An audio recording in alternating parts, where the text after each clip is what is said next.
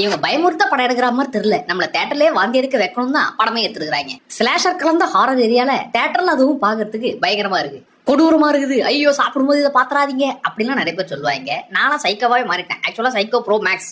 அதனால நானா பாப்கார்ன் சாப்பிட்டுக்கிட்டே தான் இந்த படத்தை பார்த்து என்ஜாய் பண்ணேன். அடுத்து நெக்ஸ்ட் நான் தான் இந்த ஈவில் டெட் யூனிவர்ஸ்குள்ள போக வேண்டிய ஆளு. நான் இப்பவே தெளிவா சொல்லிடுறேன், வெறும் ஹாரர் ஏரியா மட்டும் எக்ஸ்பெக்ட் பண்ற ஆட்களுக்கு இது பெருசா ஒன்றும் செட் ஆகாது. ஆனா ஹாரர் கலந்த ஸ்லாஷர் ஏரியாவை காம்போ பேக்கா எதிர்பார்க்கிற ஆட்கள்லாம் நல்லா என்ஜாய் பண்ணி அந்த கொடூரமான விஷயத்தெல்லாம் என்ஜாய் பண்ணி பாப்பீங்க. எனக்கு ஃபர்ஸ்ட் ஹாஃப்ல அந்த டேபிள் சீன்லயே பயங்கரமா கனெக்ட் ஆயிட்டேன்.